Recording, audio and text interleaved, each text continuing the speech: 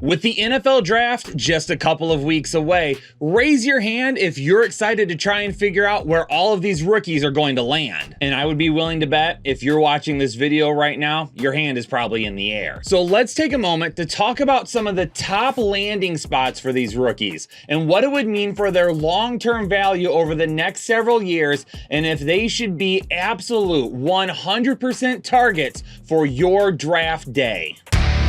Whether you participate in more dynasty leagues or redraft leagues, knowing long-term value of players, especially after the draft, is super important. And we spend so many months talking about these players and how good they are and their skill level and generational talent is thrown around that I think a lot of us forget that landing spot tends to be just as important as how good a player actually is. Ask a guy like Puka Nacua, do we really think that he would have been a superstar in his rookie year if he had landed with somebody else? So for some of those top rookies this season, where is their best landing spot? Where are they going to have the most value over the years of their rookie contract? And where are they going to produce the most so then we can utilize that for fantasy football? So if you got a dynasty draft coming up, hit the like button. If you're not in a dynasty league, let us know in the comments down below why. If you're preparing your redraft notes already, good for you. You're way ahead of the ball. Let's go ahead and jump into it. Number one for me is going to be Caleb Williams, and best case scenario is actually going to be the Chicago Bears. Listen, I know the running joke is to make fun of the Chicago Bears for who they've had at quarterback and the selections that they have made in the past, but this is a different team in 2024 and is going to be for the next couple of years. We've got Keenan Allen, Cole Kmet, we've got DJ Moore there. This is a team with some really good talent around, more than likely Caleb Williams being the number one overall pick. Now they can continue to address the offensive line and make that portion better, but he's got plenty of weapons around him to succeed. They also added DeAndre Swift to help boost the running game a little bit as well. And if you would take a look at all of the teams that are at the top half of the draft that would be drafting Caleb Williams, you have to agree that the Chicago Bears would probably be the best place for him to land. Now, if a team like Minnesota traded up with a KJ Osborne, Jordan Addison, Justin Jefferson, then obviously that would probably end up being the best case scenario there, especially long-term value, seeing as how more than likely they're going to get Justin Jefferson re-signed. But for where he stands, being potentially the number one overall pick, and knowing that there's really only a couple of teams at the top, because if Chicago passes on him, he's not going past Washington. I can guarantee that. This is the best spot for him to land. He's going to have plenty of weapons around him. He's going to have a clean slate to start here with a new offense, hopefully a better offensive game plan than what we saw with Justin Fields, and the ability to start winning football games right away. So for Caleb Williams' value in dynasty leagues, if you're in a super flex league, he's absolutely the 1.01 if he goes to the Chicago Bears.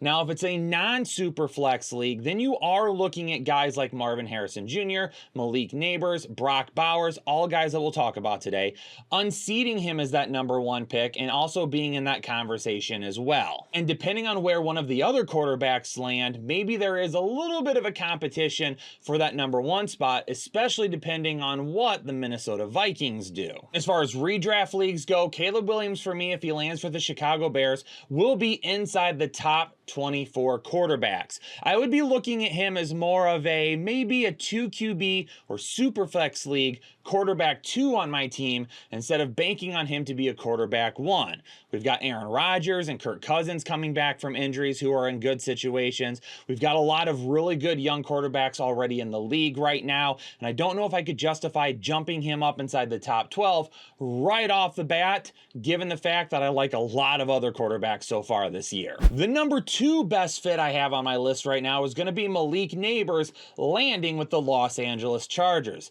But I'm also not entirely convinced that the Los Angeles Chargers aren't one of the main teams that will trade back from that number 5 spot. Now, why does this make the most sense? Well, number one, the LA Chargers have basically gotten rid of all of their offensive weapons this offseason. So adding a dynamic playmaker like Malik Nabers absolutely would make a ton of sense. And more than likely, he will still be available there there at number 5, because even if JJ McCarthy doesn't go inside the top 4, you still have to expect with inside the top 3, you're going to see Drake May, Jaden Daniels, and Caleb Williams. Marvin Harrison Jr. probably at number 4 to the Arizona Cardinals, and that would give Malik Nabers to the LA Chargers at number 5. Now, if that happens that way, there are going to be some teams behind the Los Angeles Chargers who will absolutely be looking to trade up, and the Chargers, who need to add a lot of player depth given how bad their financial situation has been, would definitely be a strong bet to move back and acquire multiple picks in either the first this year or the first this year and next year. But if a guy like Malik Nabers goes to the LA Chargers, he's automatically going to be the wide receiver 1 on a good offense with a good quarterback. Now, is it a good offense right now at this point in time? I would argue no. There is a definite hole with needing another really good weapon on that team. But if you add Malik Nabers, that is that good weapon. And then you've got some secondary weapons that really aren't all that bad.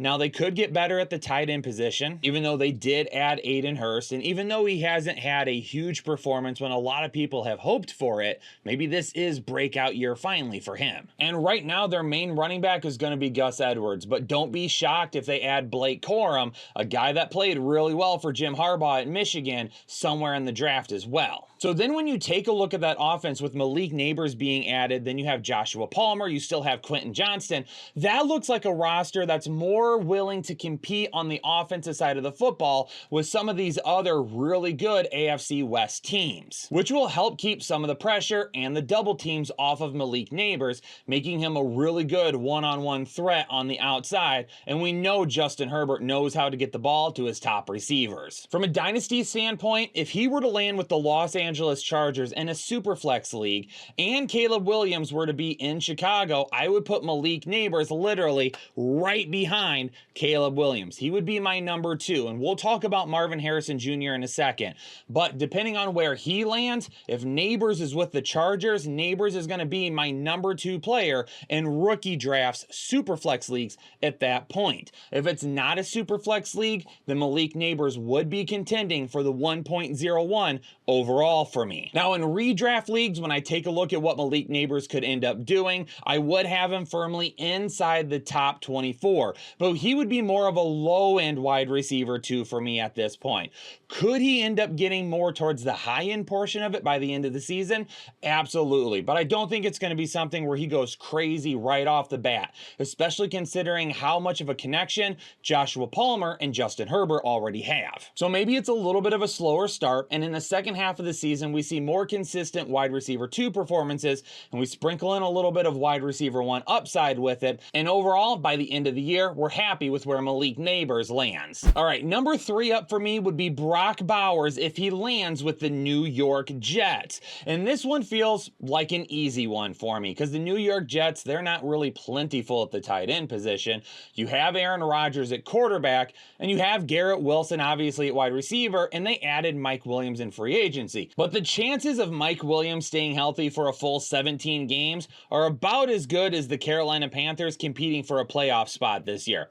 Sure, it could happen, but it likely won't. And that means Brock Bowers would automatically become the number 2 option on that team behind Garrett Wilson. And this is what Brock Bowers does best. It's absolutely decimating zone coverage. And when you have a team like the New York Jets that are going to be able to spread it out a little bit, you might see some more zone coverage, especially when you've got Garrett Wilson, and again, fingers crossed, Mike Williams healthy, and a strong run game with Breece Hall. It's going to allow Brock Bowers to just kind of scoot out into the flat or over the middle of the field, find that zone coverage, and absolutely make teams pay for it. And if he can do that, there is a really good chance we will see him inside the top 12 this year of tight end. Now, there are some concerns about Brock Bowers that a lot of people don't talk about. Yes, he is very, very good. However, going up against strong man coverage, that's going to be difficult for him to beat consistently at the NFL level. If you watch his tape,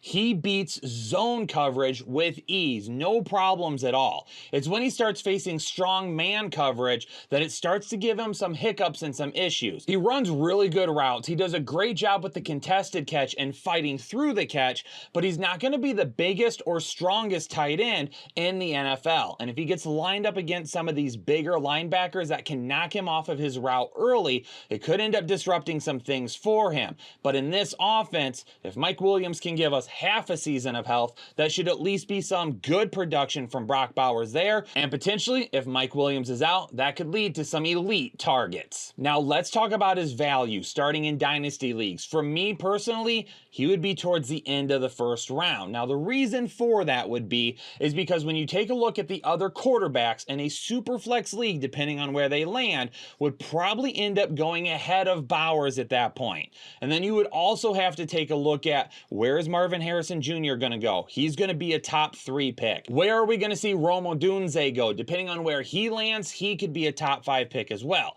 So Brock Bowers for me could go anywhere from like 5 to 10 in a rookie draft, and that's going to be pretty darn good value for him. Now, if this is not a super flex league, then we're kind of looking at the same type of value that Malik Nabers has. I would still say that Odunze and Marvin Harrison Jr. and Malik Nabers would go over Brock Bowers. So if this is a 1 quarterback league, maybe Caleb Williams sneaks in there as well. Maybe one of these other quarterbacks do too, but Brock Bowers is probably going to be anywhere from 3 to 5 in a non-super flex dynasty league. Now in a redraft league, I'm not spending a pick way too early on him. Yeah, we had Sam Laporta go off as a rookie last season. Yeah, we've seen it from other guys like Kyle Pitts, but still the data shows us that rookie tight ends very rarely work out in fantasy football. Look how high Dalton Kincaid was hyped last season, and he barely made it inside the top 12. So it's absolutely possible because you could trip and fall into the end zone a couple of times and be a top 12 tight end. For Brock Bowers, he probably, with the New York Jets, would be towards that tight end 9 to 12 area for me in redraft leagues. All right, my 4th best fit would be Odunze falling far enough that the New Orleans Saints could pick him up. Now, Odunze falling to number 14 may seem a little unrealistic, but it's not completely out there. Inside the top 10, we could see a trend where the top teams decide to prioritize the quarterbacks, a couple of edge rushers, the top 2 wide receivers, and the offensive line, plus some cornerbacks. If that were to happen and teams look at the wide receiver position for the 2024 draft and say, man, this is super deep, we can probably wait a little bit, Odunze may end up sneaking just outside the top 10, where the Saints would be a really good fit. And maybe the Saints just decide to trade up. But let's play out the scenario here, because I've already talked about Malik Nabers going at number 5 to the Los Angeles Chargers. So what about the teams after that? At number 6, the New York Giants. It would be a good spot for him, but I don't like it with Daniel Jones. At number 7 with the Tennessee Titans, they already spent big money on Calvin Ridley and still have DeAndre Hopkins. At number 8 with the Atlanta Falcons, you have Drake London and Kyle Pitts. At number 9 with the Chicago Bears, long term may not be bad, but in the short term with Keenan Allen, Cole Kmet, and DJ Moore, not a ton of targets. The New York Jets at number 10 wouldn't be awful either. Mike Williams can't stay healthy, but I already talked about them drafting Brock Bowers, so let's keep moving. The Minnesota Vikings at number 11 already have 3 really good wide receivers. At number 12, the Denver Broncos, they don't even have a quarterback. The Las Vegas Raiders at number 13, they don't have a quarterback either. And then that's where the New Orleans Saints come into play. And now there are some other areas that they're going to have to look at, mainly the offensive line. But if they decide to add Odunze to this receiving core, he's automatically going to become the number 2 on that team and give Derek Carr a really, really good secondary weapon. When you take a look at what they have outside of Chris Olave, it's not anything that is super exciting. Rashid Shaheed is good for a big play every now and then. Cedric Wilson is kind of considered the number 2 wide receiver right now. And Juwan Johnson is good in the red zone, but not really utilized anywhere else. And we know that Derek Carr can throw it down the field. Hate on the guy all you want to. He has been just fine at helping wide receivers give us fantasy viable numbers for years now. So if Odunze can fall to number 14 or the New Orleans Saints can move up, I really feel like this would be a great land landing spot for him. I think Odunze could end up being one of your best rookie values in dynasty leagues this season. I really think that he's going to be overlooked by the top quarterbacks and then Marvin Harrison Jr. and Malik Nabers. There's also an opportunity that he'll be overlooked for Brock Bowers as well. So in Superflex leagues, it is absolutely possible that Rome Odunze could end up being a back of the first round type of pick. Now in one quarterback dynasty leagues where they might not be valued as much, Odunze could find himself in the top 5 or 6. And in redraft leagues, it really depends on where you're at with your team at the time that Odunze's name starts to pop up. Personally, I would like to have him as a bench or like a flex type of option. I really don't want to run him out as my wide receiver too, even though I think this is a good scenario for him. I think Chris Olave getting a ton of targets could still make him a little bit too inconsistent to put out there consistently. All right, I'm ranking my best case scenario for Marvin Harrison Jr. at number 5 to the Arizona Cardinals. And you might be confused by why right now, so turn your ears up and listen because I'll explain. The most likely landing spot right now is going to be at number 4 to the Arizona Cardinals for Marvin Harrison Jr. Now, there is an opportunity for a team to still trade up and try and grab him, but I don't see that happening.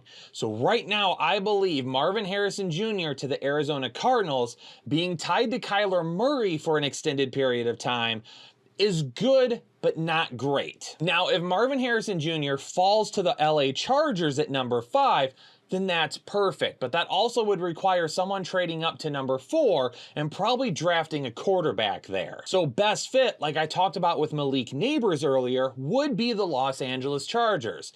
But again, I don't see Marvin Harrison Jr. getting past number 4 in the Arizona Cardinals. But if for some reason he ends up sliding past 4 and 5 to number 6, I do not want him with Daniel Jones and the New York Giants. So my concerns really stem from Kyler Murray at this point. Will Marvin Harrison Jr. automatically become the number 1 target on that team? Absolutely. Does he automatically become potentially one of the best wide receivers in the NFL? He's got that much talent. He absolutely could right off the bat. Trey McBride isn't going to be that big of a detriment because they don't have a ton of options outside of Trey McBride as it is. My concern is with Kyler Murray. He's being paid a crap load of money, and he's been hurt way too often, and he's been inconsistent at other times. Now we see those flashes. He's clearly a gifted quarterback, and we know from DeAndre Hopkins' time there in Arizona, he absolutely can make wide receivers fantasy viable. But can Kyler Murray stay healthy? How long is he going to remain in Arizona? Is he going to be replaced anytime soon?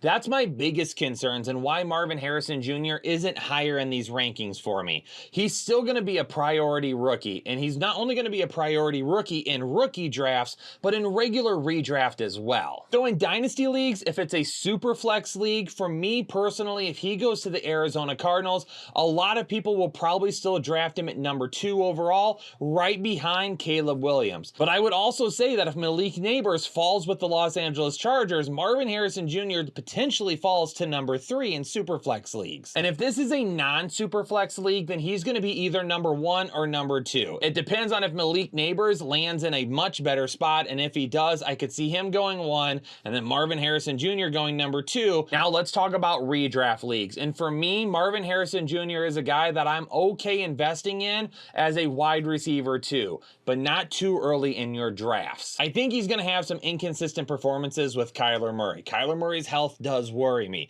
but totality over the entire season, I think he'll be just fine to land within the top probably 24 or 16.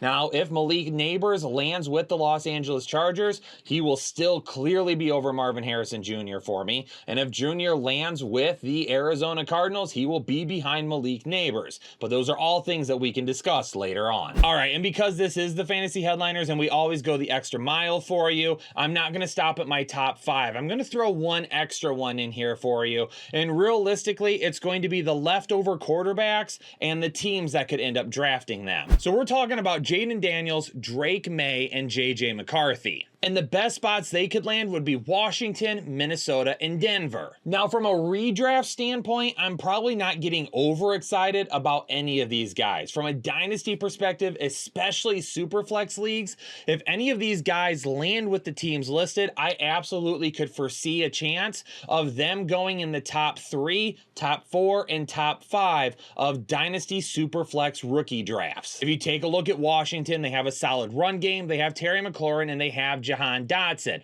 They have the weapons there to succeed. Minnesota, of course, has Justin Jefferson still, Jordan Addison, TJ Hawkinson will be back at some point this year, even if we don't know when yet, KJ Osborne, and the run game should still be pretty okay with Aaron Jones. Now, Denver did trade Jerry Jeudy, but they still have Cortland Sutton. Javonte Williams should look a little bit more like his former self now after being another year removed from surgery, and we could see what ends up happening at the other wide receiver position, but I'll tell you what, outside, Mims really isn't that bad of a deep ball threat either. So those are all guys that we'll be keeping an eye on here over the coming weeks, because if they land in the right spots in the NFL draft, they are going to end up having a ton of value in rookie drafts as well. But hey, in the comments down below, let me know the best landing spots for some of your top rookies. And if we can get 500 likes on this video, I'll pick one of you down in the comments to get a free draft guide, which is going to be insane this year. And on the way out of here, do me a favor, hit the like button, subscribe if you're new here, and turn on the bell notifications. So anytime we drop content for you, you're gonna know about it right away. Hey, and if you appreciate us still talking about Dynasty here in the offseason, make sure you let me know down in the comments below as well. But hey, I'm gonna get out of here. YouTube is probably recommending one of our last videos to you. If you haven't seen it yet, make sure you catch it right now. But I'll catch you all in the next episode of the Fantasy Headliners.